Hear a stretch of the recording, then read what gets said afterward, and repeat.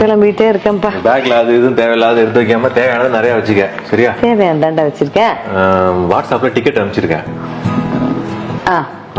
இருக்குப்பா. சார்ஜ் இருக்கா மொபைல்ல? இருக்குடா, 80% இருக்குடா. சார்ஜ் இல்லனா இருக்குடா, 80% சார்ஜ் இருக்கு. சூப்பர்.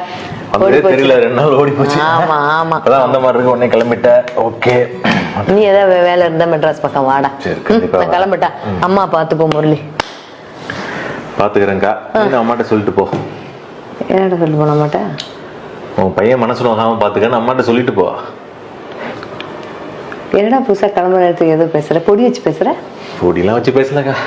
உன்கிட்ட சொல்லணும் அப்படின்னு தான் நினைச்சிட்டு இருந்தேன். இப்பெல்லாம் அப்படிதான் ஆயிடும் போல இருக்குக்கா. என்னடா ஆயிடும் போல இருக்கு? அம்மா நான் பண்ற எந்த விஷயமே அம்மாவுக்கு வந்து திருப்தி தரலன்னு நினைக்கிறேன். நீங்க எதை வச்சு சொல்ற? யாராவது அம்மாவை பார்க்க வராங்கன்னு வச்சுக்கேன், எப்படி இருக்கீங்கன்னு கேட்பாங்க. ஏதோ இருக்கேன், ஏதோ பாத்துக்கிறாங்க அப்படின்னா அவங்க என்ன நினைப்பாங்க? பாத்துக்கிறவங்க. நீ பாக்குறிய இந்த ரூமை வயசானவங்க யாராவது இருக்கிற ரூம் மாதிரியா இருக்குது? அதெல்லாம் சும்மா சொல்லக்கூடாதுடா. அவ்வளோ நீட்டாக மெயின்டைன் பண்ணிட்டு இருக்கேன். மருந்து மாத்திரை எல்லாம் 1 வாரத்துக்கு முன்னாடியே பார்த்து கரெக்டாக வாங்கி கொடுத்துட்றேன். ஃபிசியோதெரபிஸ்ட்டு வாரத்துக்கு 2 தடவை வர்றாரு.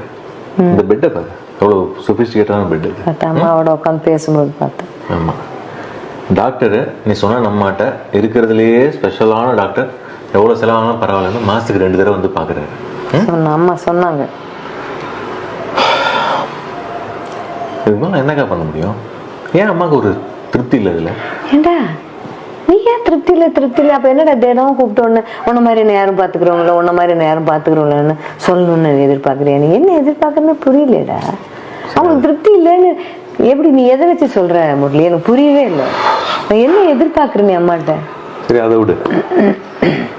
2 நாளைக்கு முன்னாடி 8 மணிக்கு பசிக்குது அப்படின்னு கேட்டாங்க. டிஃபன் கொடுக்கணும். சரி கொண்டு கொடுத்தாச்சு. சரி, நேற்று எனக்கு 8 மணிக்கு சொன்னாங்களே அப்படின்னு சொல்லிட்டு நேற்று 8 மணிக்கு கொண்டு கொடுத்தாங்க.